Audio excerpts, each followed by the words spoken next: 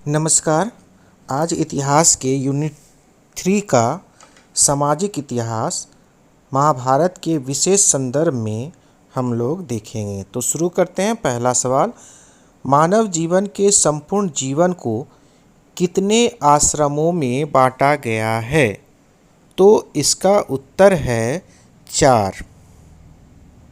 दूसरा प्रश्न है, महाभारत किसने लिखा?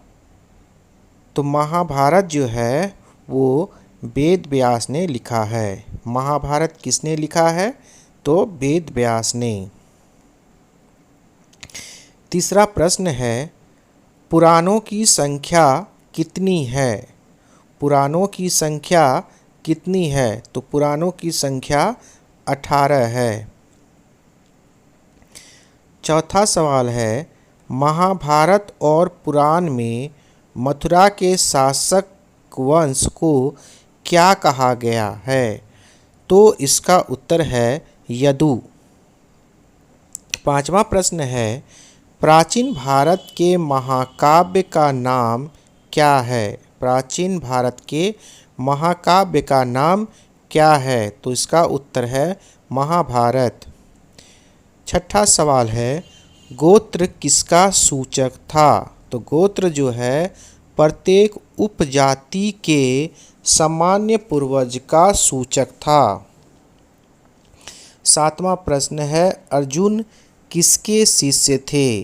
अर्जुन किसके शिष्य थे? तो इसका उत्तर है द्रोणाचार्य के। आठवां प्रश्न है, किस संत ने गीता पर टीका मराठी में लिखा है? मराठी में लिखा है। तो इसका उत्तर है मानेश्वर। नौवां प्रश्न है, मनुस्मृति के रचयिता कौन थे? मनुस्मृति के रचयिता जो थे वो मनु थे। दोस्तों, अगर हमारे चैनल को सब्सक्राइब नहीं किया है तो प्लीज़ चैनल को सब्सक्राइब कर दीजिएगा। 10वां प्रश्न है, रामायण की रचना किसने की? तो रामायण की रचना जो है वो वाल्मीकि ने किया था।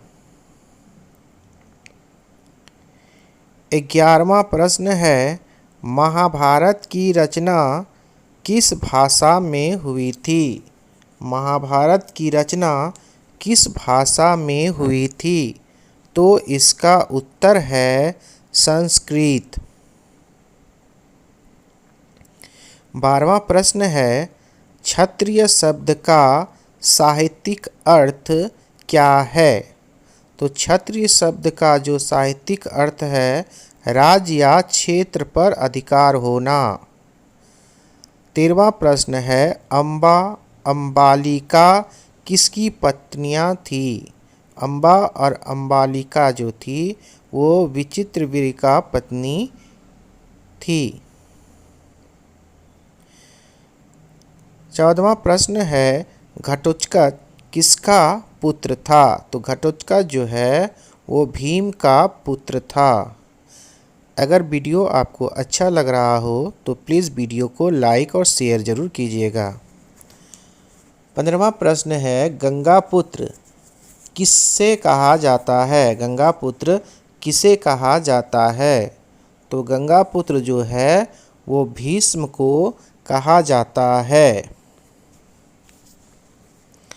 16वां प्रश्न है, मनुस्मृति में कितने प्रकार के विवाह का उल्लेख है?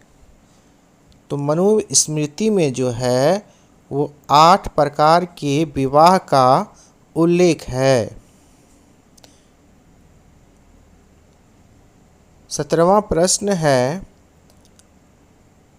दुर्योधन की माँ का नाम, दुर्योधन की माँ कौन थी? तो इसका उत्तर है गांधारी।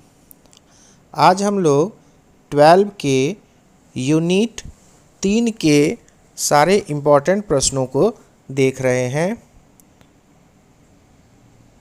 नेक्स्ट प्रश्न है, कर्ण की माँ कौन थी? तो कर्ण की जो माँ का नाम था वो कुंती था। कर्ण की माँ या माता का नाम कुंती था। इसके पहले यूनिट 1 और यूनिट 2 के इम्पॉर्टेंट प्रश्नों को अपलोड कर दिया गया है। आप लोग इसके पहले वाले यूनिट के वीडियो को भी देखेंगे। सारे प्रश्न को जो है वो इम्पॉर्टेंट है और आप लोग कॉपी में उसे नोट ज़रूर कर लीजिएगा। तो चलिए देखते हैं 19वां प्रश्न। कर्मण्ये वासुदेकारस्ते माँ फलेषु कदाचरन् श्री भगवत गीता के किस अध्याय में वर्णित है? यह श्रीमद् भगवत गीता के द्वितीय अध्याय में वर्णित है। 20वां प्रश्न है, भीम की पत्नी का नाम क्या है? तो भीम की पत्नी का नाम हिडिंबा था। भीम की पत्नी का नाम क्या था? तो भीम की पत्नी का नाम हिडिंबा था। 21वां प्रश्न है, दुर्योधन की ओर से कौरव, पांडव की ओर से कौन शामिल था? तो कौरव की ओर से दुर्योधन, तो पांडव जो है की तरफ से भीष्म शामिल था। नेक्स्ट प्रश्न है, गांडीव क्या था?